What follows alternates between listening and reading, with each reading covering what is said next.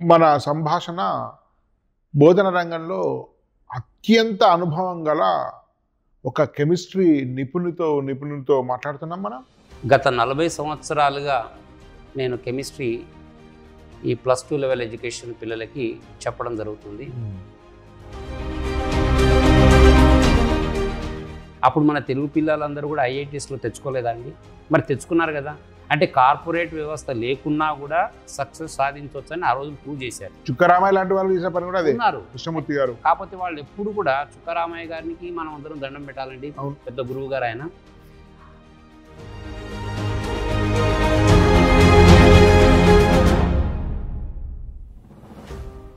Rank వస్తేనంటే ఆ college ప్రతిభ అనుకున్నారు. Rank రాకపోతే మా వాడి చేతగానంతనం అండి, మా వాడికి అంత ఇంటెలిజెన్స్ లేదు అంటే అక్కడ కూడా కొంత డిస్కరేజ్ చేస్తుంటారు. బహుశా స్కూల్ టీచర్స్లో కూడా ఫిజిక్స్ చెప్పినంత బాగా కెమిస్ట్రీ వాళ్ళు చెప్పలేదేమో అని నా అనుమానం.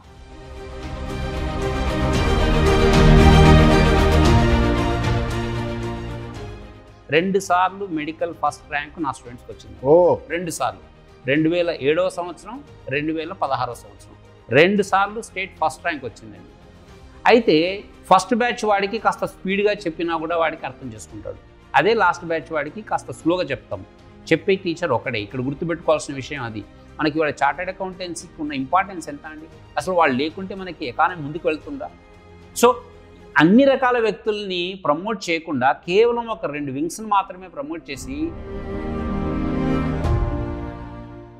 జీవోత్సవాల్లాగా బతికేటోళ్ళు వేల సంఖ్యలో ఉన్నారండి. అవునండి, ఆత్మహత్యలు 10ల సంఖ్యలోనే ఉండొచ్చు, 100ల సంఖ్యలో ఉండొచ్చు. సో ఇప్పుడున్న మరి ప్రస్తుత పరిస్థితుల్లో ఏంటి, నేను ఇది ఆలోచించే నాకు కాస్త ఒక రకమైన విరక్తి కలిగిందండి ఆ కాలేజ్లో. అంటే నాకు నిజంగా మంచి ప్యాకేజ్తో వర్క్ చేశాను అక్కడ.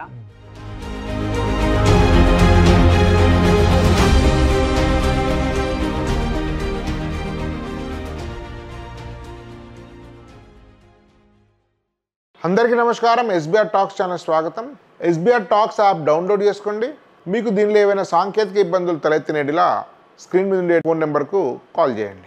ఎస్బీఆర్ టాక్స్ ఇప్పటికే వేలాది మందికి ఇంజనీరింగ్ కౌన్సిలింగ్ గైడెన్స్ అందించి వారు మెరుగైనటువంటి ఇంజనీరింగ్ సీట్లు పొందడంలో పూర్తి స్థాయి దోహదపడింది. ప్రస్తుతము ఈ సంవత్సరం ఎస్బీఆర్ టాక్స్ 4 రకాల ఇంజనీరింగ్ కౌన్సిలింగ్ గైడెన్స్ కోర్సెస్ నిర్వహిస్తున్నది. దానిలో మొదటిది జోసా బిట్సాట్ కౌన్సిలింగ్, రెండవది దేశంలోని ప్రతిష్టాత్మక సంస్థలైనటువంటి విట్, మణిపాల్, అమృత, కామెడికేషన్ మరియు ఇతర ప్రముఖమైనటువంటి యూనివర్సిటీల యొక్క ఇంజనీరింగ్ కౌన్సిలింగ్, మూడవది టీఎస్ మరియు ఏపీ ఎంసెట్, నాలుగవది మీరు మీ పిల్లలకు ఆశించిన సీట్ రాని ఎడలా మీకు తగిన విధంగా గైడ్ చేస్తూ మంచి ఇంజనీరింగ్ కాలేజ్లో డైరెక్ట్ అడ్మిషన్ పొందే విధంగా కూడా సహకరిస్తుంది. కాబట్టి ఈ అవకాశాన్ని అందరూ వినియోగించుకోవాల్సిందిగా సూచన. ధన్యవాదాలు.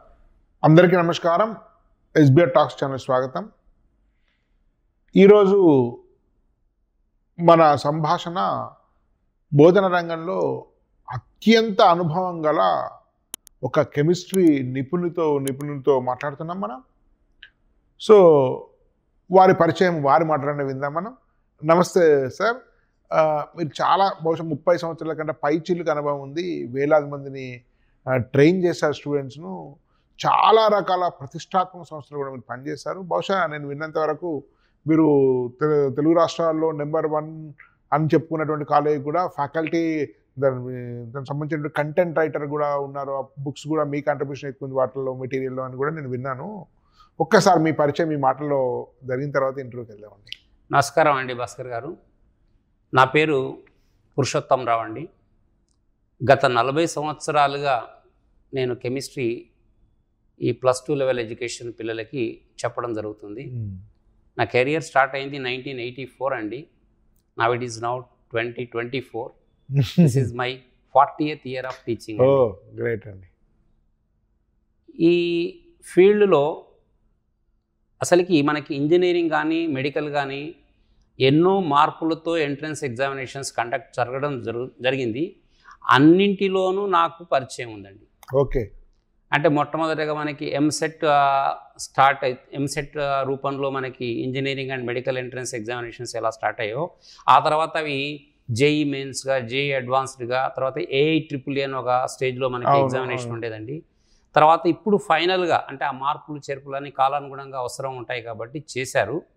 ఇప్పుడు ఫైనల్గా మనకి అది మెడికల్ స్టూడెంట్స్కి అయితే నీట్ ఎగ్జామినేషన్ అని, అదే ఐఐటీలో కానీ లేదా ఇతర ఇంజనీరింగ్ కాలేజీల్లో అడ్మిషన్ల కోసం దాన్ని జేఈ మెయిన్స్, తర్వాత అడ్వాన్స్డ్ ఎగ్జామినేషన్, అట్లాగే మన లోకల్ స్టేట్ వరకు ఎంసెట్ ఎగ్జామినేషన్ ఇంకా కొనసాగుతుందండి. సో ఈ అన్ని రకాల పరీక్షలకి పిల్లల్ని ప్రిపేర్ ఎలా చేయాలన్నది నాకు నిజంగా ఒక అదృష్టంగా భావిస్తాను. ఇన్ని సంవత్సరాలుగా నేను విద్యార్థులకి సహాయం పడుతున్నానంటే అది ఒక రకంగా నాకు కొంత గర్వకారణంగా కూడా ఉందండి. సో ఇప్పుడు మారిన పరిస్థితుల్లో పిల్లలు ఎలా ప్రిపరేషన్ చేయాలన్న దాని మీద మనం చక్కగా మాట్లాడుకుందామండి తప్పకుండా. సో ఇగ్నైట్లో మీ ప్రయాణం ఏంటో, మనం చాలా పెద్ద పెద్ద వాటిలో ఉన్నత స్థానంలో పనిచేసిన తర్వాత సో ఒక ఎదుగుతున్నటువంటి వర్ధమాన కాలేజీలో ఇగ్నైట్లో ఎందుకు చేరారు? అసలు ఇగ్నైట్లో ప్రయాణం ఎట్లా జరిగింది? నేను ఇగ్నైట్ కాలేజీలో చేరి 5 సంవత్సరాలు అవుతుందండి. ఈ కాలేజీ ప్రారంభం నుంచి నేను ఉన్నాను. ఓకే. ఈ కాలేజీ డైరెక్టర్ అయినటువంటి రమేష్ గారు, ఆయన ఇంతకుముందు నేను పనిచేసిన సంస్థలోనే పనిచేయడం, కొంత పూర్వ అనుభవం పరిచయంతో కొలీగ్స్గా ఉన్నాం కాబట్టి ఆయన నన్ను రిక్వెస్ట్ చేయడం జరిగింది. నా అనుభవాన్ని చూసి, సార్ మీలాంటి వాళ్ళు వస్తే మన సంస్థ చక్కగా ముందుకు పురోగమిస్తుందని చెప్పి ఆయన అనుకోవడము, నాకు ఆయనకున్నటువంటి స్వభావం కానీ ఆయనకున్నటువంటి అంటే ఒక విషయాన్ని ఆయన పట్టుకుంటే ఎలా దాన్ని చివరి దాకా సక్సెస్ఫుల్గా ఎలా చేయాలో అనేది మంచి అవగాహన ఉన్న వ్యక్తిగా నేను గమనించి ఇది సరైన ప్లేస్ అని చెప్పి నేను ఇక్కడ చేరడం జరిగిందండి. ఓకే. ఇంతకుముందు సార్ సత్యనారాయణ సార్తో మాట్లాడి వారు కూడా మీలాగానే అనుభవం వ్యక్తి, వారు కూడా డే 1 నుంచి ఉన్నారని చెప్తున్నారు. వారు కూడా రమేష్ గారిని అట్లా చెప్పారు. ఎవరిని కలిసినా కూడా అదే వాతావరణం వస్తుంది. లేదండి, ఇవాళ ఇగ్నైట్ కాలేజీ ఈ స్థితిలో చక్కగా 10 మందికి తెలిసి చక్కటి పేరు తెచ్చుకుంటుందంటే అది మొట్టమొదట మనం ఇవ్వాల్సిన ప్రాధాన్యత మన డైరెక్టర్ గారు అయిన రమేష్ గారికి ఇవ్వాలండి. ఆయన పట్టుదల, ఆయన అందరితో కలిసిపోయే స్వభావం, అటు పిల్లలతో కానీ ఫ్యాకల్టీతో కానీ ఎప్పుడు కూడా నేను ఒక ఉన్నత స్థాయిలో ఉన్నాను, ఒక డైరెక్టర్గా ఉన్నాను, మేనేజ్మెంట్ మెంబర్గా ఉన్నానని ఎప్పుడు ఆయన చూపించారు. డైరెక్టర్ గుర్తుపట్టారు చాలా మంది, కొత్త చూస్తే ఆయన డైరెక్టర్ ఫ్యాకల్టీ అనుకుంటారు. స్టూడెంట్స్తో కలిసినప్పుడు తను ఒక స్టూడెంట్గా కలిసిపోతాడు వాళ్ళతోని, ఫ్యాకల్టీతో కూడా ఒక మిత్రుడిగా మాట్లాడి తను ఈ సంస్థని ముందుకు ఎలా తీసుకోవాలన్న తపన తప్పిస్తే ఇతరత్ర ఏమీ లేదండి. నేను చాలా కంఫర్టబుల్గా ఇక్కడ పనిచేయడం జరుగుతుందండి. సో నేను ఎలా నా కెమిస్ట్రీ పాఠాలని చెప్పాలనో అది చెప్పడానికి నాకు 100% ఫ్లెక్సిబిలిటీ ఇచ్చిన సంస్థ అండి ఇది. ఓకే అండి. యాక్చువల్లీ ఇప్పుడు మనము కెమిస్ట్రీ వరకు కొన్ని విషయాలు మాట్లాడుకుందాం. యాక్చువల్లీ నాకు కూడా కెమిస్ట్రీ మీద పెద్ద నాలెడ్జ్ లేదు. నేను చదువుకున్నప్పుడు నాకు కెమిస్ట్రీ ఫెయిల్ అయ్యటం నేను యాక్చువల్గా. అంటే కెమిస్ట్రీ అంటే భయం నాకు యాక్చువల్గా. ఆర్గానిక్ కెమిస్ట్రీ చెప్తుంటే మా కాలేజీలో డిగ్రీలో కొంచెం అర్థమైనట్టుండేది, సడన్గా అది మళ్ళీ కన్ఫ్యూజన్కి వెళ్ళిపోయేదాన్ని యాక్చువల్గా. నేను నిజంగా చెప్పాలంటే డిగ్రీలో ఫస్ట్ ఇయర్ సెకండ్ ఇయర్ కెమిస్ట్రీలో థర్డ్ ఇయర్లో రాసి పాస్ అయ్యాను. మ్యాథ్స్ అవి బాగానే వచ్చేటి. ఒక ఫోబియా ఉండే, చాలా మందికి మ్యాథ్స్ ఫోబియా అంటారు కానీ నాకు కెమిస్ట్రీ ఫోబియా ఉండే. విచిత్రం ఏంటంటే నా కొడుకు కూడా కెమిస్ట్రీ ఫోబియా ఉంది. నా కొడుకు ఐఐటి 4th ఇయర్ చదువుతున్నాడు కంప్యూటర్ సైన్స్లోనే. వాడికి లీస్ట్ మార్క్స్ వచ్చాయండి కెమిస్ట్రీలో. మ్యాథ్స్లో మా సిద్దిపేట జిల్లాలో డిస్ట్రిక్ట్లో హైయెస్ట్ ఫస్ట్ మార్క్ వాడిదే. సీట్ ఐఐటి వచ్చిన వాటిల్లో లీస్ట్ మార్క్ వాడిదే కెమిస్ట్రీ. సో ఈ వైరుధ్యం ఏంటంటే ఈ కెమిస్ట్రీ అంటే ఈ ఫోబియా అనేది చాలా మంది మ్యాథ్స్ ఫోబియా అంటారు కానీ చాలా మంది మ్యాథ్స్లో కెమిస్ట్రీ ఫోబియా ఉంది. దీని గురించి చెప్పండి. ఈ విషయాలకి నేను ఒకటి చెప్తానండి. ప్రాధాన్య అంశం ఏంటంటే కెమిస్ట్రీ సబ్జెక్టులో ఇంట్రెస్ట్ క్రియేట్ చేయడం అనేది ఆ టీచర్కి సంబంధించిన అంశం అండి. మనకి 10th క్లాస్ దాకా తీసుకుంటే కెమిస్ట్రీ పరంగా సిలబస్ చాలా తక్కువ ఉందండి. మన స్టేట్ లెవెల్ సిలబస్ తీసుకుంటే మనకి ఫిజికల్ సైన్సెస్, బయాలజికల్ సైన్సెస్ అని 2 వింగ్స్ ఉంటాయి సైన్స్ స్టూడెంట్స్కి. ఆ ఫిజికల్ సైన్సెస్లో నాకు తెలిసినంత వరకు 70-80% ఫిజిక్స్ ఉంటుంది, ఒక 20-30% మాత్రమే కెమిస్ట్రీ ఉంటుంది. అవును. అందులో కూడా 10th క్లాస్ ఎగ్జామ్ రాసే పిల్లలకి ఏం చేస్తారంటే ఒక క్వశ్చన్ ఫిజిక్స్లో నుంచి ఒక క్వశ్చన్ కెమిస్ట్రీ నుంచి ఇచ్చినప్పుడు చాయిస్గా వాడు ఫిజిక్స్ అటెంప్ట్కే ఎక్కువగా వెళ్తుంటాడు. అంటే అక్కడ కూడా కొంత డిస్కరేజ్ చేస్తుంటారు. బహుశా స్కూల్ టీచర్స్లో కూడా ఫిజిక్స్ చెప్పినంత బాగా కెమిస్ట్రీ వాళ్ళు చెప్పలేదేమో అని నా అనుమానం. ఎందుకంటే అక్కడ ఫిజికల్ సైన్సెస్ చెప్పడానికి వాళ్ళు బీఎస్సీ ఎంపీసీ క్యాండిడేట్ని ఎవరు తీసుకుంటారు, ఫిజిక్స్ కెమిస్ట్రీ 2 కలిపి చెప్పాల్సిన టీచరు. మోస్ట్ ఆఫ్ దెమ్ ఏంటంటే వాళ్ళు ఫిజిక్స్లో ఎక్కువ అవగాహన ఉండి కెమిస్ట్రీలో తక్కువ అవగాహన ఉండడం వల్ల వాళ్ళు ఎక్కువ ఇన్పుట్స్ ఫిజిక్స్కి ఇవ్వడం వల్ల స్టూడెంట్స్ మైండ్లో కూడా అదే పడుతుంది. బహుశా నేను అనుకుంటాను ఒక 15-20 ఏళ్ళ క్రితము, 10-20 ఏళ్ళ క్రితం అనుకోండి, ఎవరైనా ఏం మాట్లాడాలంటే మనకు ఎంసెట్ రావాలంటే ఫీక్స్ మీద ఆధారపడి ఉంటుంది, ఐఐటి రావాలంటే ఫీక్స్ మీద ఆధారపడుతుంది, మిగతా వస్తాయి ఫీక్స్ కష్టం అనేది మీరు అన్నట్టు చాలా వినపడేది, ఎవరు చూసినా కూడా ఫీక్స్ అనేది. కానీ రీసెంట్ నేను కొంచెం జేఈలో ఎన్ని మార్క్స్ వస్తున్నాయి ఎవరికి నేను బాగా అబ్జర్వ్ చేస్తుంటాను, ఎందుకంటే కెరీర్ కౌన్సిలింగ్లో, ఇంజనీరింగ్ కౌన్సిలింగ్, జోసా కౌన్సిలింగ్ వీటిలో ఉన్నాను కాబట్టి చాలామంది చూస్తే ఫీక్స్ బాగా వస్తున్నాయండి ఈ మధ్య. మీరు చూస్తే చాలామందికి ఫీక్స్లు బాగా వస్తున్నాయి, మ్యాథ్స్ ఆ తర్వాత వస్తున్నాయి, టాపర్స్కు కెమిస్ట్రీ కొంచెం తక్కువ వస్తున్నాయి. సో ఇది ఇంతకుముందు ఎట్లుండేదంటే కెమిస్ట్రీ బాగా వచ్చేటి, మ్యాథ్స్ వచ్చేటి, థర్డ్ ఫీక్స్ ఉండేది. బహుశా ఫీక్స్ మీద మీరు అన్నట్టు చాలా ఎక్కువ దృష్టి పెట్టడమా, మరి నిజంగా ఫిజిక్స్ పేపర్ ఈజీ అయిందా, కెమిస్ట్రీ పేపర్ డిఫికల్ట్ అయిందా, అసలు ట్రెండ్స్ ఎట్లున్నాయి లాస్ట్ 5-10 ఇయర్స్లో?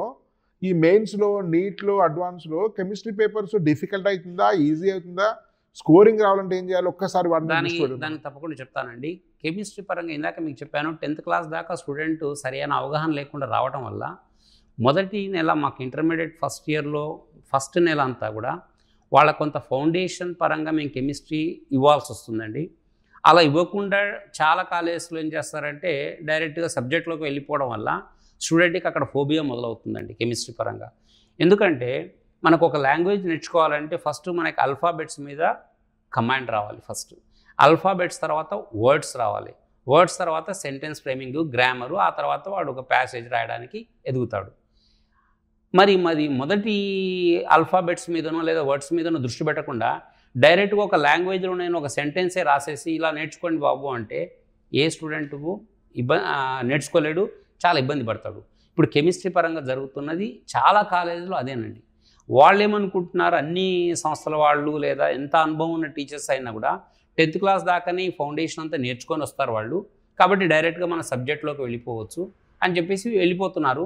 దానివల్ల స్టూడెంట్స్ స్ట్రగుల్ అయ్యి కొద్ది మంది విద్యార్థులు మాత్రమే చక్కగా ఫాలో అవుతున్నారు, మిగతా వాళ్ళు ఫాలో కాలేక ఇందాక మీరు అన్నట్టు మీకు ఫోబియా అన్నట్టు మీ బాబుకి కెమిస్ట్రీ ఫోబియా అన్నట్టుగా ఇది ముఖ్య కారణం అవుతుందండి. నేను అలా కాదండి, నేను కానీ మా సంస్థలో పనిచేసే కెమిస్ట్రీ బ్రిడ్జ్ కోర్స్ ఉందండి, బ్రిడ్జ్ కోర్స్ కంపల్సరీగా పెడుతున్నామండి. 10th క్లాస్ పాస్ అయ్యి వాడు intermediate first year classes start అయ్యే మధ్యలో సమ్మర్ టైంలో మనకి ఒక 1 month to 1.5 months వాళ్ళకి బ్రిడ్జ్ కోర్స్ ప్రోగ్రామ్ పెట్టేసేది. ఆ బ్రిడ్జ్ కోర్స్ ప్రోగ్రాంలో ముఖ్యంగా థ్రస్ట్ అంతా కూడా ఇదేనండి, ఈ ఫౌండేషన్ కెమిస్ట్రీ పార్ట్లో ఏ ఫౌండేషన్ పరంగా వాళ్ళకి ముందు మనం బేసిక్స్ నేర్పిస్తే రేపు యాక్చువల్ సిలబస్ చెప్పినప్పుడు వాడికి ఎలాంటి ఇబ్బంది లేకుండా ముందుకెళ్తాడో అది ముందు దృష్టి చేస్తున్నామండి. అలా కాకుండా అదే కాకుండా మా దగ్గరికి బ్రిడ్జ్ కోర్సులో జాయిన్ అయిన పిల్లలే కాకుండా వేరే పిల్లలు కూడా చేరుతారు ఫైనల్గా. మరి వాళ్ళు కూడా కొంత మిస్ అవుతారు కాబట్టి మొదటి నెల కోచింగ్లో ఎక్కువగా ఈ ఫౌండేషన్ మీదనే బ్రిడ్జ్ కోర్స్ ఎప్పుడు స్టార్ట్ అవుతుంది, ఎప్పుడు అయిపోతుంది? ఇది వాళ్ళకి 10th క్లాస్ ఎగ్జామ్ అయిపోయింది, జనరల్గా వాళ్ళకి మార్చ్ ఎండింగ్కో ఏప్రిల్ మిడ్కో 10th క్లాస్ ఎగ్జామ్ అయిపోతే అప్పటి నుంచి మేము June 1st మనకి కాలేజ్ స్టార్ట్ అవుతాయండి బోర్డు ప్రకారంగా. అంటే సుమారుగా మే మంత్ అనుకోండి, ఏప్రిల్ 3rd 4th వీక్ నుంచి మే చివరి దాకా బ్రిడ్జ్ కోర్స్ ప్రోగ్రామ్. దానిలో జాయిన్ కావాలంటే ఎట్లా? ఉదాహరణకు మా బాబుని జాయిన్ చేద్దాం అనుకుంటున్నాను, మీరు డైరెక్ట్గా మా కాలేజీకి అప్రోచ్ చేస్తే ఎలాంటి ఫీజు తీసుకోకుండానే ఇక్కడ మేము బ్రిడ్జ్ కోర్సులో మేము చేర్చుకుంటామండి పిల్లల్ని. అంటే ఇది ఒక స్టూడెంట్ కమ్యూనిటీకి మా వైపు నుంచి చేసే హెల్ప్ అనమాట. ఓన్లీ హాస్టల్ ఫీ కట్టుకుంటే సరిపోతుంది అంతే. హాస్టల్లో ఉండే వాళ్ళకి హాస్టల్ ఫీ, డే స్కాలర్కి 9 పైసా కట్టక్కర్లేదండి, డైరెక్ట్గా రావచ్చు. వాళ్ళకి మెటీరియల్ కూడా ఇస్తాం, వాళ్ళకి ఎగ్జామ్స్ కూడా పెడతాం కొంత. సో టీచర్ ఇంటరాక్షన్ దానివల్ల ఇంకో రెండో అడ్వాంటేజ్ కూడా ఏంటంటే అండి, ఏ కాలేజీలో అయినా సడన్గా వాళ్ళు కొత్త టీచర్ని గమనించినప్పుడు ఒక 2-3 నెలలు వాళ్ళకి ఆ టీచర్ పరంగా ఫ్లో కానీ అది అర్థం చేసుకోవడానికి, వాళ్ళని ఆ టీచర్ చెప్పే విషయాలని అవలంబి చేసుకోవడానికి కొంత టైం పడుతుందండి. ఈ బ్రిడ్జ్ కోర్స్ ప్రోగ్రాంలో అది కూడా మాకు నెరవేరుతుందండి. అంటే మా టీచర్లు అంతా కూడా పిల్లలకి పరిచయం అవడం వల్ల యాక్చువల్ సిలబస్ ఎప్పుడైతే మేము June 1st వీక్ నుంచి మొదలు పెడతామో అప్పుడు వాళ్ళకంతా పరిచయమైన టీచర్లే చెప్తున్నట్టుగా ఉంటుంది కాబట్టి మొదటి రోజు నుంచే వాళ్ళ యాక్చువల్ పాఠాలన్నీ కూడా చక్కగా నేర్చుకోవడానికి అవకాశం ఉంటుందండి. కాబట్టి బ్రిడ్జ్ కోర్స్ అనేది చాలా ముఖ్యమైన విషయం అండి. ఆ బ్రిడ్జ్ కోర్సులో మిస్ అయిన పిల్లల గురించి మేము కాస్త 15 to 20 days లేదా అవసరమైతే 1 month వరకు కూడా చేరిన తర్వాత కొంత ఫౌండేషన్ పరంగానే ఎక్కువగా డిస్కస్ చేయడం జరుగుతుంది. రెండవది వాళ్ళకి కెమిస్ట్రీలో అండి ఫస్ట్ ఇయర్లో ఫస్ట్ 4-5 చాప్టర్స్ ఉంటాయండి. ఏవి అటామిక్ స్ట్రక్చర్ కానీ, పీరియాడిక్ టేబుల్ కానీ, కెమికల్ బాండ్, అట్లాగే స్టాయికియోమెట్రీ. ఈ 4 చాప్టర్లు ఒక back bone of total chemistry అండి. ఓకే. ఈ 4 చాప్టర్లు ఏ టీచర్లు అయితే సరిగా చెప్పరో వాడికి 2 సంవత్సరాల కాలం కెమిస్ట్రీ అంటే ఒక స్ట్రగుల్గా ఉంటుందండి. ఓకే. కాబట్టి మా టైం టేబుల్ వేసుకునేటప్పుడు అంటే షెడ్యూల్స్ వేసుకునేటప్పుడు కూడా ఈ 4 చాప్టర్ల పరంగా చాలా లీజర్లీగా వేస్తామండి. సో దట్ ప్రతి ఫౌండేషన్ పాయింట్ని స్టూడెంట్కి చక్కగా వివరించడానికి వీలవుతుంది. ఈ 4 చాప్టర్లు తరోగా స్టూడెంట్ ప్రిపేర్ అవుతే మిగతా చాప్టర్లని చాలా సులువుగా అర్థం చేసుకోగలుగుతాడు. కొన్నిసార్లు టీచర్ చెప్పకపోయినా వాడు పుస్తకం చదివి కూడా అర్థం చేసుకునే స్థితిలో ఉంటుందండి. సో ఇది చాలామందికి తెలియదండి. సార్ యాక్చువల్ మీరు చెప్పిన దాని ప్రకారం నాకు అర్థమైంది ఏంటంటే వాడు ఫౌండేషన్ ఉన్నా లేకపోయినా, ఇంటర్మీడియట్ సిలబస్ ముందుగా అలా చదువుకున్నా, 8th 10th చదవకపోయినా, రెగ్యులర్ ఫౌండేషన్ అయినా, సిబిఎస్ అయినా, స్టేట్ అయినా, ఐసిఎస్ వచ్చినా వాళ్ళందరినీ స్ట్రీమ్ లైన్ చేయడంలో మీ ఫౌండేషన్. కాబట్టి మిత్రులారా మీరు ఒక విషయం గుర్తుపెట్టుకోండి, మీ పిల్లల ఫౌండేషన్ లేదని బాధపడకండి. మీరు వీళ్ళ బ్రిడ్జ్ కోసం చేరితే మీకు ఫౌండేషన్ లేరనే కొరత తీరిపోతుంది. 10th క్లాస్ ఇంటర్మీడియట్ లింక్ చేస్తున్నారు, దీన్ని ఉపయోగించుకోండి. కాబట్టి ఏ బోర్డు అయినా అవన్నీ కూడా మీరు స్ట్రీమ్ లైన్ చేసి అందరినీ ఒక ఈక్వేట్ చేస్తారు మీరు. నాకు అర్థమైనంత వరకు ఈ విషయంలో ఒక విషయం చెప్తానండి. నేను ఇంతకుముందు ఒక కార్పొరేట్ కాలేజీలో నెంబర్ 1గా చెప్పుకోబడే కార్పొరేట్ కాలేజీలో పనిచేశాను, కెమిస్ట్రీ హెడ్గా పనిచేశాను. వాళ్ళకి నేను పనిచేస్తున్న కాలంలోనే వాళ్ళు స్కూల్స్ స్టార్ట్ చేశారు. వాళ్ళ స్కూల్ మెటీరియల్ ఏదైతే ఉందో 8th 9th స్టాండర్డ్కి కెమిస్ట్రీలో కొన్ని చాప్టర్స్ నేనే రాసి ఇవ్వడం జరిగింది. నాకు ఇచ్చిన గైడ్లైన్స్ ఏంటంటే ఆ చాప్టర్స్ రాయడానికి ఇంటర్మీడియట్ లెవెల్లో రాయమని చెప్పారు. నాకు అక్కడ కొంత వాళ్ళతో నేను మాట్లాడడం జరిగింది ఈ విషయంలో. ఒక 8th క్లాస్ 7th క్లాస్ స్టూడెంట్కి intermediate 11th 12th standard text book సిలబస్ని ఇస్తే ఎలా అర్థం చేసుకుంటాడండి, వాడికి స్ట్రెయిన్ అవుతుందంటే అవన్నీ మీరేం పట్టించుకోకండి, మనకు టార్గెట్ ఐఐటి అంటే ఇప్పటి నుంచే నేర్పించాలి, ఇలా వాళ్ళ పాపం అంటే వాళ్ళ కమర్షియల్ యాక్టివిటీతో అలా చేయడం జరిగిందని. బట్ అది నాకు ఐఎమ్ ఎగెనెస్ట్ దట్ వన్ అండి. ఎందుకంటే ఏ వయసు పిల్లవాడికి ఆ వయసులో ఆ సబ్జెక్ట్ నేర్పిస్తేనే వాడు కంఫర్టబుల్గా ఫీల్ అవుతాడు. అలాంటప్పుడు ఇన్ని క్లాసెస్ ఎందుకండి? ఒక 10 సంవత్సరాల పిల్లవాడికి మనం మొత్తం ఐఐటి ఇప్పుడే చెప్పేసేయచ్చు కదా. అంటే మన మెచ్యూరిటీ లెవెల్ ఎలా పెరుగుతుందో ఇప్పుడు మన సిలబస్ అంతా కూడా 1st క్లాస్ నుంచి 10th క్లాస్ దాకా, తర్వాత కాలేజ్ లెవెల్ ఎడ్యుకేషన్ అంతా కూడా ఎంతోమంది మేధావులు కలిసి తయారు చేసుకున్న సిలబస్. ఎన్సీఆర్టీ వాళ్ళు పెద్ద పెద్ద మేధావులు కలిసి చేసిన సిలబస్. వాళ్ళు ఈ విషయాలన్నీ దృష్టిలో పెట్టుకొని చెప్పబడ్డది.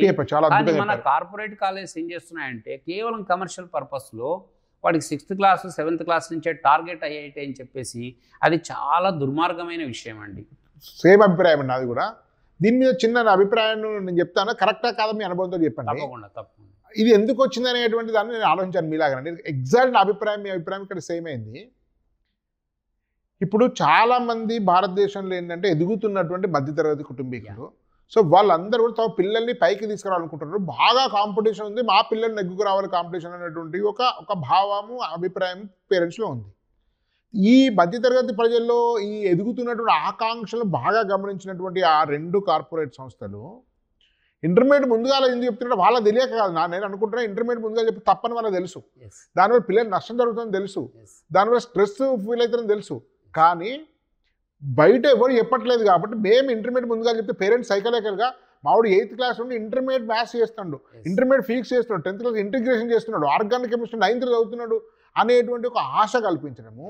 ఒకవేళ దీనిలో ఆశతోటి దీనిలో వాళ్ళు చేర్పించి వాళ్ళ బిజినెస్ నడుపుకోవడం కోసం ఒకటి, చేరని వాడు వీడిని చూసి మా పక్కింటి వాడు వచ్చి వాడు ఇంటర్మీడియట్ సర్వీస్ చేస్తున్నాడు, మావాడు 8th చేస్తున్నాడు, మావాడు వెనుక పడుతున్నాడు, వాడితో పాటు సమానంగా ఈ టెక్నో వీటిలో చేరకపోతే మావాడికి సక్సెస్ రాదని భయం, ఈ ఆశా భయం అనేది రెండింటి యొక్క బలహీనతల ఆధారంగా వ్యాపారం నడపడం కోసము సృష్టించబడినటువంటి ఈ ఇంటర్మీడియట్ ముందు స్కూల్ అయిపోయేదని నేను అనుకుంటాను. ఇది ఎంతవరకు నిజం?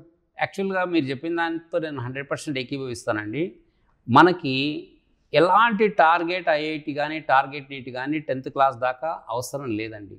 ఈ కార్పొరేట్ కాలేజ్ ఎందుకు అవి చేస్తున్నాయంటే ఈ స్కూల్ పిల్లలు తిరిగి తమ కాలేజీలోనే చేర్చుకోవడానికి ఒక ఎరలాగా ఉపయోగించుకుంటున్నాయండి వ్యవస్థని.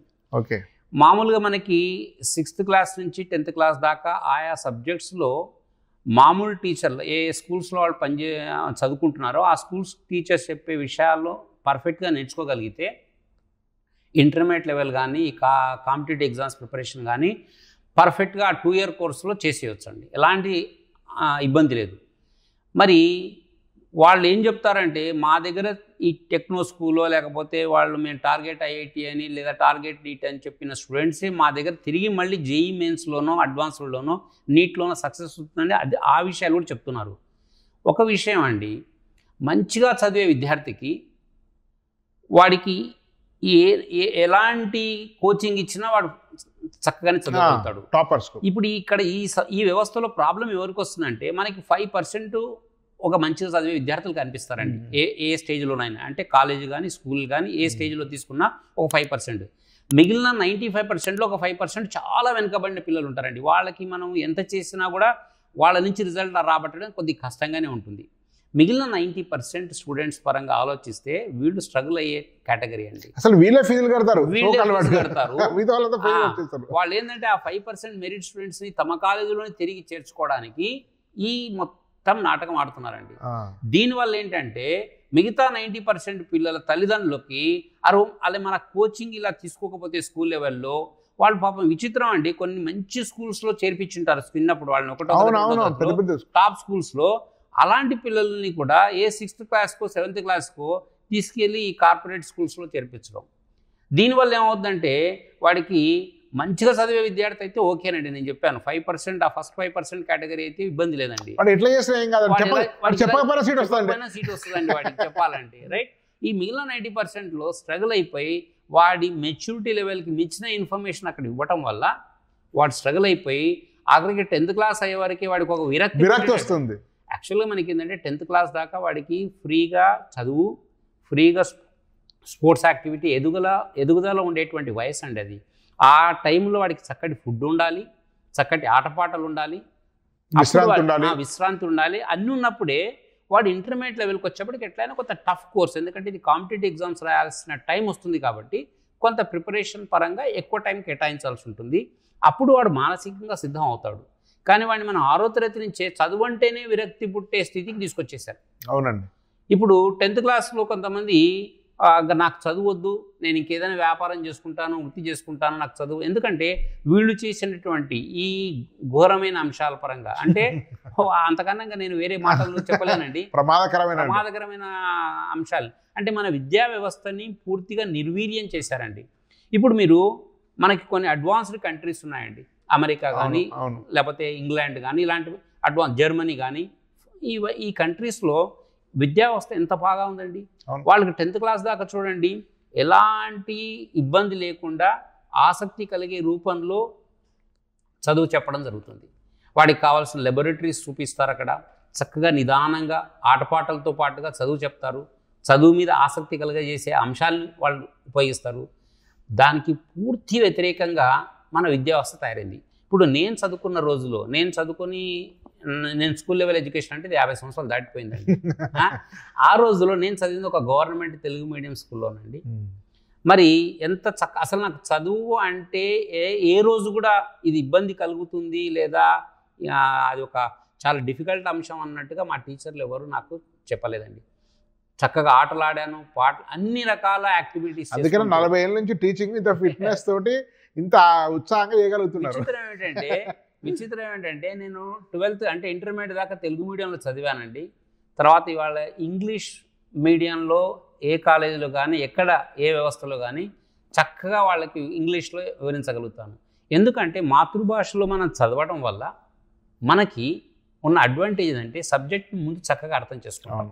స్కూల్ లెవెల్ వరకు వాడికి తెలుగు మీడియంలో, సరే ఇప్పుడు ఇంగ్లీష్ మీడియం వచ్చేసింది కాబట్టి అది కాదనిలే మనం, బట్ వాడిని ఆ సబ్జెక్ట్ వరకు నేర్చుకొని 10th క్లాస్ దాకా పిల్లల పరంగా మనం చూసుకోవాల్సింది ఒకటండి, కమ్యూనికేషన్ స్కిల్స్ అప్పుడే డెవలప్ అవ్వాలండి. అంటే లాంగ్వేజెస్ పరంగా అప్పుడు ఇంపార్టెన్స్ ఎక్కువ ఇవ్వాల్సి ఉంటుంది. సో ఇంతకుముందు మనకు ఉన్నటువంటి కన్వెన్షనల్ స్కూల్స్ ఏవైతే ఉన్నాయో వాళ్ళంతా కూడా ముఖ్యంగా మనకి ఇంగ్లీష్లో పట్టు సాధించేటట్టుగా లేదా మన మాతృభాష అయిన తెలుగు కానీ ఇతర భాషల్లో కానీ పట్టు సాధించేటట్టుగా పిల్లలకి ఆ వాటి మీద కూడా చాలా ఇంపార్టెన్స్ ఇస్తూ మ్యాథమెటిక్స్, సైన్స్, ఇతర సబ్జెక్ట్స్ టీచ్ చేసేవాళ్ళు. అంటే ఒక ఆల్రౌండ్ డెవలప్మెంట్ స్కూల్ పరంగా జరిగేది. ఇప్పుడు ఈ కార్పొరేట్ స్కూల్స్ వచ్చిన తర్వాత ఏమైపోయిందంటే ఎంతసేపు వాళ్ళు మ్యాథమెటిక్స్, ఫిజిక్స్, కెమిస్ట్రీ తప్ప, బయాలజీ తప్ప వేరే సబ్జెక్ట్స్ని 6th క్లాస్ నుంచే వాళ్ళకి దూరం చేస్తున్నారు. శరీరంలో కొన్ని అవయవాలు పెరిగి కొన్ని అవయవాలు పెరగకుంటే ఎట్లా అయిపోతుంది. దీనివల్ల అర్థం ఏంటంటే వాడు నేర్చుకున్న సబ్జెక్ట్ని వాడు ఎలా రాయాలనో వాడికి కమ్యూనికేషన్ లేదండి. వాడికి ఏ భాషలో పట్టు రావట్లేదు, అటు తెలుగులో రావట్లేదు, ఇటు ఇంగ్లీష్లో రావట్లేదు. సో ఇది పెద్ద అనర్థం అండి. ఇప్పుడు నా అనుభవం ఒక చిన్న చెప్తానండి, మీరు అన్నారు కాబట్టి మీరు అన్నట్టు ఫౌండేషన్ చాలా అద్భుతంగా చెప్పారు మిత్రులారా. సార్ యొక్క అభిప్రాయాలు చాలా విలువైనవి. ఎందుకంటే చాలా మంది తప్పుదో పట్టిస్తారు పేరెంట్స్ను. ఇప్పుడు నేను ఒక తండ్రిగా, ఒక టీచర్గా నేను కూడా ఒక 30 ఏళ్ళు రకరకాల ఫీల్డ్లో టీచ్ చేశాను. మా బాబుకు ఎలాంటి ఫౌండేషన్ ఇవ్వలేదండి. నేను కెరీర్ కౌన్సిలర్ కూడా, చాలామంది తెలిసే విషయము. నేను మా బాబును ఒక రెగ్యులర్ సిబిఎస్ఈ భారతీయ విద్యాభవన్ సిబిఎస్ఈ ఇంటర్నేషనల్ స్కూల్లో వేసాను. ఆడాడు, పాడాడు, ఎన్సీసీ వేసాడు, అన్ని రకాల యాక్టివిటీస్ ఉన్నాడు, క్యాంప్కి వెళ్ళాడు, స్టేట్ టోర్నమెంట్స్ ఆడాడు, స్కూల్లో బాయ్స్లో టాపర్గా వచ్చాడు. Very good. ఆ తర్వాత నేను ఈ ఫౌండేషన్లో ఏమీ తెలియదండి, ఒక్కరోజు ట్యూషన్కి వెళ్ళలేదు. ఇప్పుడు ఐఐటీలో కంప్యూటర్ సైన్స్ వచ్చి చేస్తున్నాను, 4th year. అయితే ఈ సోకాల్డ్ ఆ 2 కాలేజీలకు ఎగ్జామ్ రాయిద్దని పోయాను, మా ఓన్ టాలెంట్ తెలుసుకుందామని. అయితే రాస్తే మాదాపూర్లో ఒక పేరున్న బ్రాంచ్కి వెళ్ళాను, పేరుంది కానీ. వెళ్ళిన తర్వాత ఎగ్జామ్ రాస్తే నాకు ఎగ్జాక్ట్ నాకు గుర్తులేదు కానీ 180 మెంబర్స్కు ఏదో పేపర్ పెడితే ఫిజిక్స్ 2-3 వచ్చినాయండి, కెమిస్ట్రీ 2-3 వచ్చినాయి, మ్యాథ్స్ 20-30 కొన్ని వచ్చినాయి. తీరా మీ వాడు పనికిరాడు, మీ వాడికి ₹1 డిస్కౌంట్ ఇవ్వము, గిట్ల మార్క్స్ వచ్చింది చెప్తే నాకు అదే పేపర్ చూశాను. అడిగానండి వాళ్ళ ఫ్యాకల్టీని, ఇదేం పేపర్ అని అడిగాను. 10th క్లాస్ పెట్టిన పేపర్, దేనికోసం అడ్మిషన్ అడిగాను. ఇంటర్మీడియట్ అన్నాడు. మరి ఇంటర్మీడియట్ క్వశ్చన్స్ ఎందుకున్నాయి అన్ని? ఫిజిక్స్ కెమిస్ట్రీ మొత్తం ఇంటర్మీడియట్ అండి. అది మ్యాథ్స్లో కొన్ని 10th క్లాస్ ఉన్నాయి కానీ ఫిజిక్స్ మొత్తం అంటే వాళ్ళ ఉద్దేశం ఏంటంటే అతను నా కొడుకు పనికిరాడు, 2 లక్షలు. ఒకటి మీ వాడు మా స్కూళ్ళలో చదవలేదు కాబట్టి మీ వానికి తక్కువ మార్కులు వచ్చిన ఒక ఉద్దేశం. 2 ఉద్దేశం ఏంటంటే తక్కువ మార్కులు వచ్చినా కానీ నువ్వు డిస్కౌంట్ అడగద్దు. సో ప్లస్ లెస్ ఎక్స్పెక్ట్ నుంచి ఇది ఒక మైండ్కి ఒక క్రూరమైనటువంటి గేమ్. అదే నాకు నచ్చలేదు. ఊరికి టెస్టింగ్ కోసం వెళ్ళాను, నాకు చేర్చే ఉద్దేశం లేదు. తర్వాత ఢిల్లీ బేస్ సంబంధించినటువంటి కాలేజ్ చేర్చాను. అక్కడ అదే మా బాబు ఆ ఎగ్జామ్ రాస్తే, ఢిల్లీ బేస్ ఉండేటువంటి సంస్థ ఎగ్జామ్ రాస్తే 100% ట్యూషన్ ఫీ ఫ్రీ వచ్చింది, 45% అడ్మిషన్ ఫీ వీటిలో బుక్స్లో ఫ్రీ వచ్చింది. అదే స్టూడెంట్. ఈ విషయంలో మా కుటుంబంలో జరిగిన విషయం కూడా చెప్తానండి. మా అమ్మాయి మ్యాథమెటిక్స్లో చాలా జమ్ అండి స్కూల్ వరకు. 10th క్లాస్లో సిబిఎస్ఈ స్కూల్లో చదివిన తను, షీ స్కోర్డ్ 100/100 అండి మ్యాథమెటిక్స్. సో నేను పనిచేస్తున్నది అప్పుడు కార్పొరేట్ సంస్థలు కాబట్టి అదే సంస్థలో తను ఇంటర్మీడియట్ చేర్పించాను.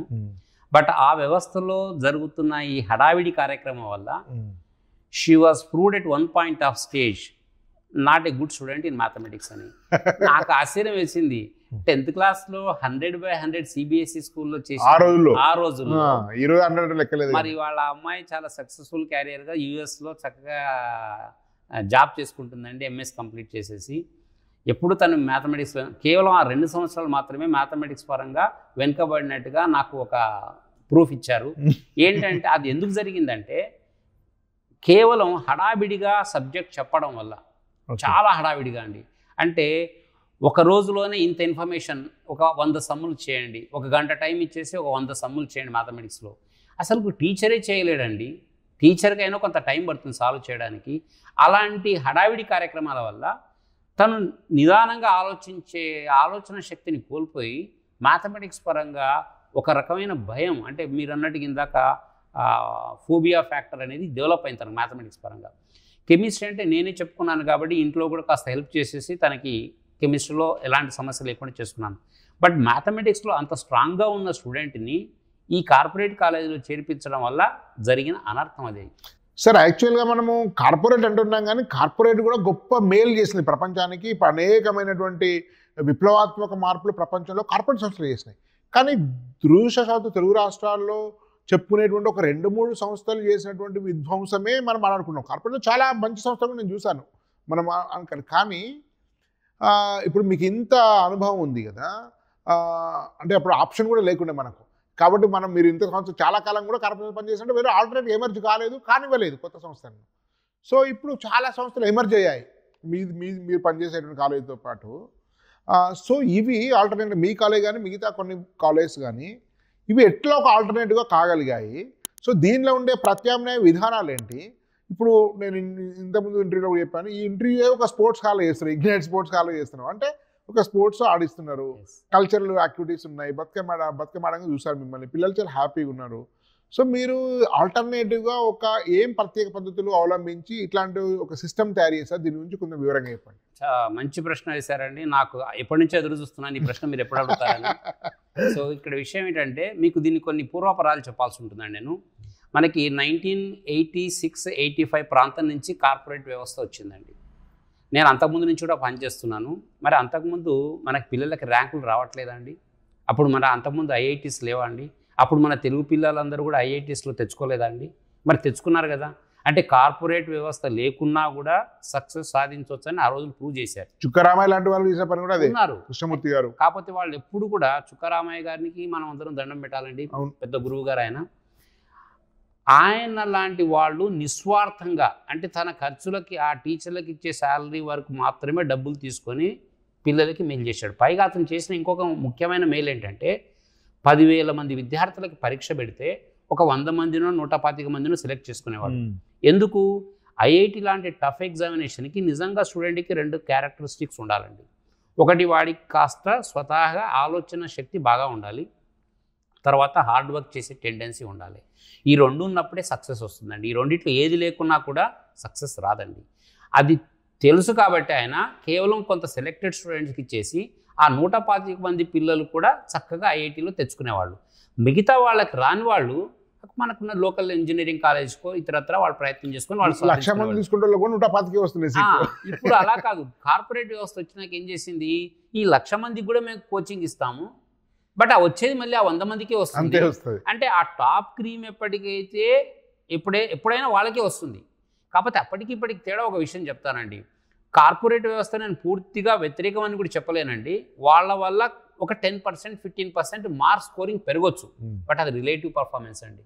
కాంపిటేటివ్ ఎగ్జామ్స్లో ఎప్పుడు కూడా మనకి రిలేటివ్ పర్ఫార్మెన్స్ అని ఉంటుండదు. అంటే నాకన్నా ఇతర విద్యార్థులు ఎంత బాగా చేశారో, ఎంతమంది వెనుకబడి ఉన్నాడా అన్న విషయం మీద నా ర్యాంక్ ఆధారపడుతుంది. సో ఈ కార్పొరేట్ వ్యవస్థ వచ్చినాక ఏం చేశారంటే ఒక 10-15% స్కోరింగ్ ఆఫ్ ద మార్క్స్ పెరిగింది, బట్ రిలేటివ్ ర్యాంకింగ్ అయితే అదేనండి. అంటే ఏ వ్యవస్థలో ఉన్నా కూడా బాగా చదివే పిల్లలు, బాగా కృషి చేసే పిల్లలు, కాస్త ఆలోచన శక్తి బాగా ఉన్న పిల్లలకి ర్యాంకులు వస్తున్నాయి. దాన్ని వీళ్ళు అది మా వల్ల వచ్చిందని చెప్పేసి చెప్పుకోవడము, ఆ 10 మంది విద్యార్థులు ఎవరికైతే ర్యాంకులు వస్తున్నాయో వాళ్ళతో పాటుగా మిగతా వాళ్ళందరినీ కూడా సఫర్ చేస్తున్నారండి ఆ వ్యవస్థలో. అంటే అందరికీ ఒక రకమైన ఆశ కల్పించి మీ అందరికీ కూడా ఐఐటి వస్తుంది, ఐఐటి అనేది అందరికీ దుర్భేద్యం కాదు, అందరికీ సాధ్యం అవుతుందని ఒక భ్రమలో ఉంచేసి వాళ్ళని తీసుకెళ్తున్నారు. దీనికి మా ఇంట్లో జరిగిన ఒక ఉదాహరణ చెప్తానండి. మా బ్రదర్ నాకన్నా 6 years చిన్న అండి. తెలుగు మీడియంలో, అంటే తెలంగాణలోనే ఒక రిమోట్ విలేజ్లో మా గ్రామం అండి, కొల్లాపూర్ అండి, మహబూబ్నగర్. ఇంతకుముందు మహబూబ్నగర్ జిల్లా, ఇప్పుడు ప్రస్తుతం నాగర్కర్నూలు జిల్లాలో కొల్లాపూర్ అనేటువంటి టౌన్లో మేమంతా పెరిగామండి. అందులో మా తమ్ముడు నేను ఇద్దరం కూడా అక్కడే గవర్నమెంట్ జూనియర్ కాలేజీలో ఇంటర్మీడియట్ వరకు తెలుగు మీడియం చదివాం. తను ఇంటర్మీడియట్ చదివిన తర్వాత తెలుగు మీడియంలో ఇంజనీరింగ్ వరంగల్లో చదివాడు. ఆర్ఈసీ కాదండి, కిడ్స్ వరంగల్లో చదివాడు. ఆ తర్వాత తను ఐఐటి బాంబేలో ఎంటెక్ సీట్ వచ్చింది అక్కడికి వెళ్ళిన తర్వాత అతనికి అవగాహన అయిందనమాట, ఐఐటి వ్యవస్థ ఎంత బాగా ఉంటుందని. సో ఐఐటి అక్కడికి వెళ్ళిన తర్వాత తిరిగి చూడలేదండి అతను. ఆ తర్వాత అతను పోస్ట్ ఐఐటిలోనే రీసెర్చ్ స్టార్ట్ చేసేసి పిహెచ్డి కంప్లీషన్ మాత్రం జర్మనీలో చేశాడండి. ఒక జర్మనీ ప్రొఫెసర్ ఇతని యొక్క టాలెంట్ని చూసి జర్మనీకి పిలిపించుకొని అక్కడ పిహెచ్డి కంప్లీట్ చేశాడు. ఆ తర్వాత పోస్ట్ డాక్టరల్ రీసెర్చ్కి కాలిఫోర్నియా వెళ్ళాడు, యుఎస్లో. అక్కడ 2 yearsలోనే ఫర్దర్ అతనికి ఒక అసిస్టెంట్ ప్రొఫెసర్గా జాబ్ ఇచ్చారు. At the age of 26-27 he become an assistant professor in California university in US అండి. ఈ ప్రతిభను చూసి మళ్ళీ ఐఐటి బాంబే వాళ్ళు తిరిగి తను రప్పించుకున్నారండి. డైరెక్ట్గా 30 ఏళ్ల వయసు లోపుగానే he became a professor in IIT Bombay. ఇప్పుడు నేను చెప్పే విషయం ఏంటంటే ఇతను తెలుగు మీడియంలో చదివిన విద్యార్థి మా తమ్ముడు, అయినా కూడా he became a professor in IIT. ఎలాంటి కోచింగ్లు, ఏ కోచింగ్ ఇన్స్టిట్యూట్కి మేము పంపలేదు అతన్ని. అంటే సక్సెస్ సాధించడానికి మనిషికి పట్టుదల ఉండాలి, హార్డ్ వర్క్ టెండెన్సీ ఉండాలి, తగిన వాతావరణం మనకు కల్పించాలి. అదేదో కార్పొరేట్ వ్యవస్థలోనే దొరుకుతుంది అనుకోవడం ఒక భ్రమ. కార్పొరేట్ వ్యవస్థలో కొంతమంది సక్సెస్ ఉంటుంది, లేదని అనట్లేదు. కాకపోతే వాళ్ళు ఎంతమందిని తీసుకుంటున్నారు, ఎంతమందికి రిజల్ట్ వస్తుంది. సో కొన్ని లక్షల మందిని తీసుకుంటే కొన్ని 100 మందో లేకపోతే 10ల సంఖ్యలో మాత్రమే సక్సెస్. సో ఇప్పుడు ఆ కార్పొరేట్ కాలేజీలో ఒక స్ట్రీమ్లో నేను ఎంపీసీ స్ట్రీమ్ తీసుకుంటే ఒక 50 సెక్షన్లు ఉండేదండి నేను పనిచేసిన కాలేజీలో. అందులో ఒక బ్యాచ్ టోటల్గా, అంటే మెరిట్ స్టూడెంట్స్ అంతా ఒక బ్యాచ్ చేసి నాలాంటి టీచర్స్తో వాళ్ళు చెప్పించేవాళ్ళు. ఆ మొత్తం 50-60 మంది పిల్లలకి సీట్స్ వచ్చేది, బట్ మిగతా 49 బ్యాచ్లని గాలికి వదిలేసేవాళ్ళండి. అంటే వాడు మీ వాడికి సరైన ఎంతసేపు ఈ 50 మంది రిజల్ట్ చూపించేసి మీ వాడు సరిగా చదవట్లేదు కాబట్టి రావట్లేదు అంతే అన్నవాడు. ఈ రకంగా దాన్ని ఒక కమర్షియల్ యాక్టివిటీ కింద పట్టుకొచ్చారు. సరే, ఇప్పుడు అది ఎన్నిసార్లు మాట్లాడుకున్నా ఆ వ్యవస్థ గురించిన నెగిటివ్ ఫ్యాక్టర్స్ అంతా అర్థం చేసుకుంటూనే ఉన్నాం. ఇప్పుడు పేరెంట్స్కి ఉన్న ముఖ్యమైన ఆలోచన అంటే, సరే కార్పొరేట్ కాలేజ్ వద్దు, దీనికి ఆల్టర్నేట్ వ్యవస్థ ఏంటి? ఇప్పుడు మీరు నేను ఈ కార్పొరేట్ వ్యవస్థలో చేరింది 2003 సంవత్సరం అండి. 2003 సంవత్సరానికి పూర్వం నేను నా సొంత సంస్థలు నడుపుకున్నానండి. ఒక డైరెక్టర్గా ఉన్నాను, ఒక ప్రిన్సిపాల్గా యాక్ట్ చేశాను. 17 సంవత్సరాల అలాంటి అనుభవం కూడా నాకుందండి. ఆ రోజుల్లో ఎలాంటి ప్రవేశ పరీక్షలకి అయినా కూడా మామూలు విద్యార్థులను తీసుకొని మేము సక్సెస్ సాధించామండి. కొద్దిమంది పిల్లల్ని, అంటే ఒక 200 మంది 300 మంది ఒక సంవత్సరం ఫస్ట్ ఇయర్లో కానీ, ఒక 200-300 మంది సెకండ్ ఇయర్లో కానీ తీసుకొని కూడా మేము ఒక 10 to 15% సక్సెస్ చూపించాం. అందులో టాప్ ర్యాంక్స్ కూడా ఆ రోజుల్లో వచ్చాయి. ఎప్పుడైతే ఈ కార్పొరేట్ కాలేజ్ ఎంట్రీ అయ్యావు హైదరాబాద్కి, అప్పుడు ఏమైందంటే మేము చూపించే రిజల్టు వాళ్ళేమో స్టేట్ వైడ్గా, అంటే మొత్తం తెలుగు 2 రాష్ట్రాల్లో కలిపి అన్ని బ్రాంచెస్ని కలిపి వాడు చూపించే రిజల్ట్కి పేరెంట్స్ ఎంతసేపు అక్కడే బాగుందేమో మీ దగ్గర బాగలేదు మీడియా ప్రమోషన్ అన్ని జరగా మోసపోయారండి. చాలామంది తల్లిదండ్రులు మోసపోయారు.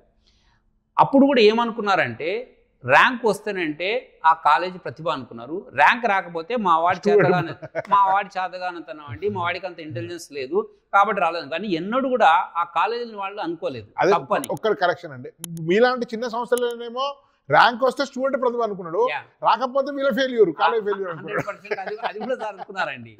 సరే, ఆ వ్యవస్థలో గత 15 సంవత్సరాలుగా మనం గమనిస్తే స్లోగా ఇప్పుడు పేరెంట్స్ అక్కడ ఒక రకమైన అసంతృప్తి మొదలైందండి. ఎందుకంటే నాకు తెలిసినంత వరకు ఇక తెలంగాణ ఏరియాలో కానీ ఆంధ్ర ఏరియాలో కానీ తల్లిదండ్రులు చదువుకి ఇచ్చే ప్రాముఖ్యత దేనికి ఇవ్వట్లేదండి. ఎందుకంటే చదివితేనే మన పిల్లలకు భవిష్యత్తు, దానికోసం వాళ్ళకి ఎంతకైనా తెగిస్తున్నారండి. అవసరం ఉంటే వాడి 2 ఎకరాలు 3 ఎకరాలు 5 ఎకరాల స్థలాన్నైనా అమ్మేసి ఆ వచ్చిన డబ్బులతో వీళ్ళకి కట్టే లక్షల రూపాయల ఫీజులు కట్టైనా చదివిస్తున్నాడు.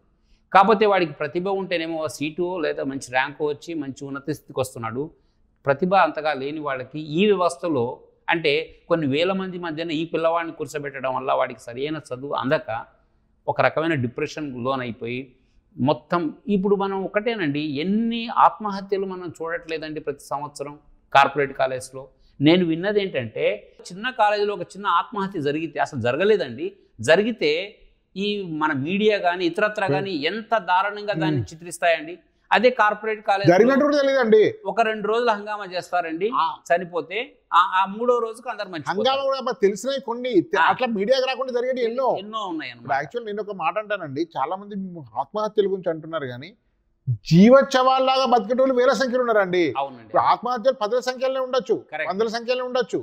సో ఇప్పుడున్న మరి ప్రస్తుత పరిస్థితుల్లో ఏంటి, నేను ఇది ఆలోచించే నాకు కాస్త ఒక రకమైన విరక్తి కలిగిందండి ఆ కాలేజ్లో. అంటే నాకు నిజంగా మంచి ప్యాకేజ్తో వర్క్ చేశాను అక్కడ, బట్ నాకు సంతృప్తి లేదండి.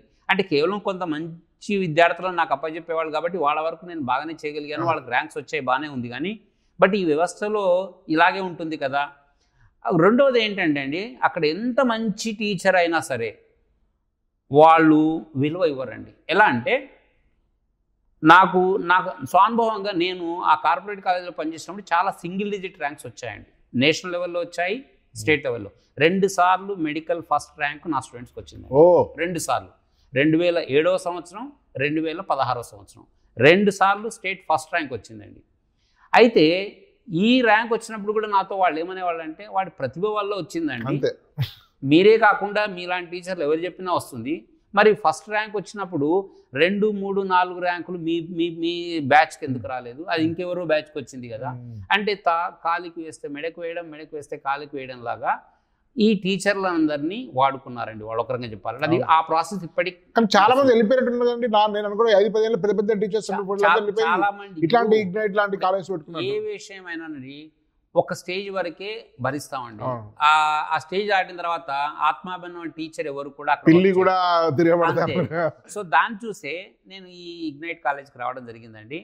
ఇక్కడ నేను అనుకున్న వాతావరణం 100% జరుగుతుందండి. ఎందుకంటే ఇక్కడ మనం తీసుకునే విద్యార్థి ఎలాంటి వాడని ఆలోచన చేయకుండా ముందు తీసుకుంటున్నాం. వాడు 10th క్లాస్ పాస్ అయితే చాలు, వాడికి పాస్ సర్టిఫికెట్ ఉంటే చాలు. తర్వాత మా దగ్గర ఉండే బ్యాచెస్ లిమిటెడ్గా ఉంటాయి. ఒక 2-3 బ్యాచ్లు ఉంటాయి ఎంపీసీ పరంగా, ఒక 2-3 బ్యాచ్లు బైపీసీ పరంగా ఉంటాయి. వీళ్ళకి ఏం చేస్తామంటే వీళ్ళలో కూడా మేము కొంత సెగ్రిగేట్ చేస్తాం. ఎందుకు చేస్తామంటే అన్ని బ్యాచ్ల విద్యార్థులకి అన్ని రకాల జస్టిఫికేషన్ జరగాలనే ఉద్దేశంతో ఫస్ట్ బ్యాచ్ వాడికి కాస్త స్పీడ్గా చెప్పినా కూడా వాడికి అర్థం చేసుకుంటాడు. అదే లాస్ట్ బ్యాచ్ వాడికి కాస్త స్లోగా చెప్తాం. చెప్పే టీచర్ ఒకడే. ఇక్కడ గుర్తుపెట్టుకోవాల్సిన విషయం అది. అంటే అదే టీచర్ నేనే ఫస్ట్ బ్యాచ్కి వెళ్తాను, థర్డ్ బ్యాచ్కి వెళ్తాను. సో దీనివల్ల ఏంటంటే టీచర్ పరంగా మనం ఏమీ ఇబ్బంది పెట్టట్లేదు పిల్లల్ని. ఏదో మంచి టీచర్ని మాత్రమే మాకు పంపించారు, లేదా యావరేజ్ బిలో యావరేజ్ ఉన్న టీచర్ని మా ఈ స్టూడెంట్ స్థాయి భేదం ఉన్నా ఫ్యాకల్టీలో స్థాయి భేదం లేదు. అంటే చెప్పే విధానంలో కొద్ది మార్పు ఉంటుంది. అంటే కొద్దిగా నెమ్మదిగా ఆలోచించే విద్యార్థికి నేను స్లోగా టీచ్ చేస్తే వాడు కూడా క్యాచ్ చేయగలుగుతాడు. అదే కాస్త ఫాస్ట్గా చెప్పే విద్యార్థికి వాడు ఫాస్ట్గా చెప్పినా అంటే వాడికి కాస్త వర్క్ ఎక్కువ ఇచ్చేసరి ఇంకా 2 సమ్స్ ఎక్కువ చేయమంటాము. వీడికైతే మేమే 2 సమ్స్ దగ్గరుండి చేయిస్తాం. అంతే తేడా అండి. దానివల్ల నాకేమవుతుందంటే అందరికీ కూడా మీకు మీ స్థాయికి ఇక్కడ ఇంకొక విషయం చెప్పాలండి. మనం ఫాల్స్ ప్రామిసెస్ చేయకూడదండి. ఒక ఫస్ట్ ర్యాంకో, 10th ర్యాంకో, 100 ర్యాంకో, 1000 ర్యాంకో ఇవి క్రైటీరియా కాదండి. మన పిల్లవాడికి ఒక మంచి సంస్థలో సీట్ వచ్చిందా లేదా. నేను మెడికల్ పరంగా ఒక విషయం చెప్తాను. మనకి ఉస్మానియా మెడికల్ కాలేజ్ ఉందండి. 300 పైచిలకు సీట్స్ ఉంటాయి అందులో. ఫస్ట్ ర్యాంకర్ అదే కాలేజీకి వెళ్తాడు. 500, 600 ర్యాంక్ వచ్చిన పిల్లవాడు కూడా అక్కడికి వెళ్తాడు. అంటే ఇక్కడ కాలేజీ రావడం ముఖ్యమా, నీకు first rank, 10th rank, 500 rank, 400 rank రావడం ఇంపార్టెంటా? కార్పొరేట్ కాలేజీకి అది కాదు ఇంపార్టెంట్, వాడికి ర్యాంక్ ఇంపార్టెంట్. అంటే నా పిల్లల్లో ఫస్ట్ ర్యాంక్ నాదే ఉంది, సెకండ్ ర్యాంక్ నాదే ఉంది, థర్డ్ ర్యాంక్ ఉంది. ఇంకొక 100 ర్యాంక్ వచ్చిన విద్యార్థి కూడా ఇంకో కాలేజీలో చదివి వాడికి కూడా అదే కాలేజీలో సీట్ వచ్చినప్పుడు వాడికి తేడా ఏముందండి? ఏం లేదు. కాకపోతే ఈ ర్యాంకుల గోలలో పిల్లల్ని ఒక రకమైన మానసిక ఒత్తిడి గురి చేస్తున్నాం. మేము అలా చేయకుండా ఏం చేస్తున్నాం అంటే నువ్వు ఒక మెడికల్ కాలేజీలో సీట్ తెచ్చుకోవాలి, నువ్వు ఒక ఐఐటీలో సీట్ తెచ్చుకోవాలి. అది ఐఐటి బాంబే కావచ్చు, ఢిల్లీ కావచ్చు, మద్రాస్ కావచ్చు, ఏదైనా కావచ్చు. దాని తగ్గట్టుగా అంటే వాడి స్థాయి తగ్గట్టుగా ఐఐటి స్థాయిలో ఉంటే వాడికి ఖచ్చితంగా మేము హెల్ప్ చేస్తాం. ఐఐటి స్థాయి కాదనుకుందాం వాడికి, అంటే అంత మేధాశక్తి వాడికి లేదు, అంత ఆలోచన శక్తి లేదు, స్లో లర్నర్ అనుకోండి. కనీసం మనకు లోకల్ కాలేజెస్లో సిబిఐటిలోనో, ఒక వాసవిలోనో, ఇంకొక మంచి కాలేజీలోనో వాడికి తగ్గ ప్రయత్నం మా వైపు నుంచి చేసి వాడిని కూడా అందులో ప్రవేశం వచ్చేటట్టుగా చేస్తున్నాం. ఈ రకంగా మా దగ్గర చేరిన ప్రతి విద్యార్థి అంటే లాస్ట్ బెంచ్ ఉన్న వాడికి కూడా జస్టిఫికేషన్ జరుగుతుంది. కాబట్టి వాడికి ఒకవేళ సీట్ రాకపోయినా మా కాలేజీ పేరే చెప్తాడు బయటికి వెళ్ళి. ఎందుకంటే వాడిని తృప్తి చేసాం, మనం ఆ పేరెంట్ తృప్తి చేసాం, అది ముఖ్యం అండి. సార్ ఇది మీరు దీన్ని కంటిన్యూస్గా సక్సెస్ అంటే ఐఐటి అనేటువంటి సక్సెస్, రాకపోతే ఫెయిల్యూర్, బ్లాక్ అండ్ వైట్ లాగా వాటిలో చిత్రీకరిస్తున్నారు వాళ్ళు ఆ కాలేజెస్. కానీ చాలా వరకు ఆల్టర్నేట్ మీలాంటి కాలేజెస్ కొన్ని వాళ్ళు ఏం చేస్తున్నారంటే సక్సెస్ అంటే నువ్వు ఏ స్థితిలో కాలేజీకి వచ్చావు, ఎంత నువ్వు సబ్జెక్ట్ నేర్చుకున్నావు, మెచ్యూరిటీ వచ్చింది, నీకు సంబంధించినటువంటి సబ్జెక్ట్ నాలెడ్జ్ వచ్చింది, నువ్వు ఏదో మంచి కాలేజ్ సీట్ పొందావు అనేటువంటి పాయింట్ ఆఫ్ వ్యూలో సక్సెస్ వస్తుంది. అది సక్సెస్ తప్ప రిలేటివ్ సక్సెస్ నువ్వు ఉన్న స్థితికి 2 ఏళ్ళ తర్వాత కాలేజీలు పెట్టినట్టుకి నువ్వు ఉన్న స్థితికి ఉండేటువంటి తేడాన్ని సక్సెస్ చూస్తున్నారు. ఇది ఒక అద్భుతం అండి. అన్ని ఆల్టర్నేట్ కాలేజ్ చాలా మంది చేస్తున్నారు. విషయం కూడా అండి, ప్రతి మనిషిలోనండి మీరు కూడా అందరూ ఆలోచించండి. అంటే ఈ వీడియో చూస్తున్న ప్రతి ఒక్కళ్ళు కూడా ఆలోచించాల్సిన విషయం నేను చెప్తానండి. మెచ్యూరిటీ లెవెల్ మనిషికి డిఫరెంట్ స్టేజెస్లో వస్తుందండి. కొంతమందికి హై స్కూల్ స్థాయిలోనే మంచి మెచ్యూరిటీ లెవెల్ ఉంటుంది. వాడు అప్పుడే ఆలోచిస్తాడు నేను ఇలా అవ్వాలి, ఇలా ఇవ్వాలి, ఇలా అవ్వాలని.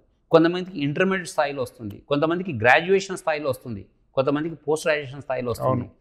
అయితే గ్రాడ్యుయేషన్ స్థాయిలో వచ్చేవాడికి ఇంటర్మీడియట్ స్టేజ్లో వాడు మంచి రిజల్ట్ చూపించకపోయి ఉండొచ్చు. అంత మాత్రం వాడి జీవితంలో ఫెయిల్యూర్ అని. సో ఏదో ఒక స్టేజ్లో వాడికి వస్తుంది. కాకపోతే ప్రతి వాళ్ళని మనం ఎంకరేజ్ చేయాలి. ఇప్పుడు అది ఎంకరేజ్ చేయకపోతే ఏమవుతుందంటే వాడు నిజంగా వాళ్ళలో కొంత టాలెంట్ ఉండి, రెండోది మీరు అన్నట్టు ఇందాక ఇంజనీరింగో మెడికలో కాదండి, సొసైటీకి అన్ని రకాల వ్యక్తులు అవసరం. అవును, అన్ని రకాల వ్యక్తులు. ఇవాళ ఇంకా ముఖ్యమైన విషయం, అంతకన్నా ముఖ్యమైన విషయం చెప్తాను. ఇవాళ మీకు ఈ కాలేజ్ +2 లెవెల్లో కోచింగ్ ఇవ్వడానికి అసలు ఫ్యాకల్టీ ఎక్కడ ఉన్నారండి? అవును. ఎందుకంటే మన దగ్గర చేసిన దుర్మార్గమైన విషయం, ముఖ్యంగా ఈ తెలుగు రాష్ట్రాల్లో చేసిన దుర్మార్గమైన విషయం ఏంటంటే నువ్వు చదివితే ఇంజనీరింగ్ అన్న వెళ్ళు, మెడికల్ అన్న వెళ్ళు, రైట్? అటు ఆర్ట్స్ కామర్స్ గ్రూపులోకి వెళ్లకుండా చేశారు. వెళితే వాడిని అవహేళనగా చూస్తున్నారు. తల్లిదండ్రులను అవహేళనగా చేస్తున్నారు.